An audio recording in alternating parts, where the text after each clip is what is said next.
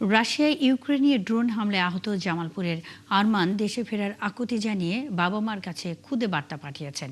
কাজের জন্য দালালের সহায়তায় রাশিয়ায় গিয়ে যুদ্ধক্ষেত্রে যাওয়া আরমানকে ফিরে পেতে সরকারের সহায়তা চেয়েছেন বাবা মা।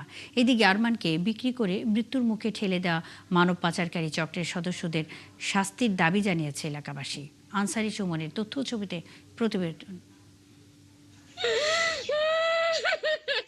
কথা ছিল রাশিয়ার একটি ইপিজেডে কাজ দেয়া হবে।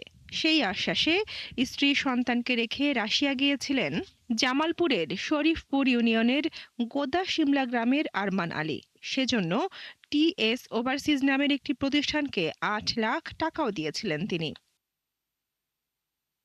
পরিবারের সদস্যরা জানান, ৭ই মে আরমান সহ আরও ৩০ জন মস্কো বিমানবন্দরে পৌঁছালে মানব পাচারকারী চক্রের সদস্যরা তাদের পাসপোর্ট ছিনিয়ে নিয়ে তুলে দেয় রাশিয়ান সেনাবাহিনীর হাতে।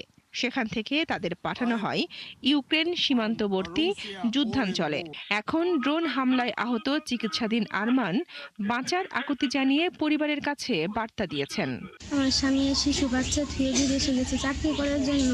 আমি আর কিছুই চাই না, সরকারের চাই,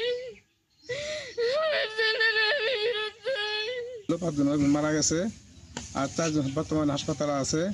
আমি সরকারের কাছে আবেদন করি, এবারে দালালের সুষ্ঠু বিচার চাই, আমি শাস্তি চাই। আরমানকে বিক্রি করে মৃত্যুর মুখে ঠেলে দেয়া মানব পাচারকারী চক্রের সদস্যদের শাস্তির দাবি জানিয়েছে স্বজনরা। সব কাগজপাতি তার ঠিক আছিল, বৈধভাবে গেছে। তারে এক পর্যায়ে কিডন্যাপ করে নিয়ে তাকে রাশিয়া বেচা হয়েছে। সেই বিমানবন্দর থেকে নামার পরে এক দালাল চক্র এজেন্সি মিলে তাদেরকে সেনাবাহিনীর কাছে বিক্রি করে দেয়। পাশাপাশি তাদের দ্রুত দেশে ফেরত আনতে সরকারি সহায়তা চাওয়া হয়েছে। ওনাকে আমরা সুস্থভাবে ফেরত চাই। এজেন্সি সহ যারা জড়িত তাদেরকে প্রত্যেককে কঠোর শাস্তির আওতায় আনা হোক। দালাল চক্রের সদস্যদের দ্রুত গ্রেফতার করে তাদের এজেন্সির লাইসেন্স বাতিলের পাশাপাশি ঝুঁকিতে পড়া বাংলাদেশিদের দ্রুত ফেরত আনার দাবি এলাকাবাসীর।